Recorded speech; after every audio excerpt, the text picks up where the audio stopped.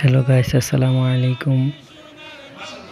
গাউসিয়া লতিফিয়া হিফজুল কোরআন মাদ্রাসা ও উলুতলা লতিফিয়া দরবার শরীফের বাৎসরিক মাহফিলে হাফেজ মোহাম্মদ ওলিউল্লাহ আশিকি হুজুরের কণ্ঠে একটা অসাধারণ নাতে রাসূল শুনলাম।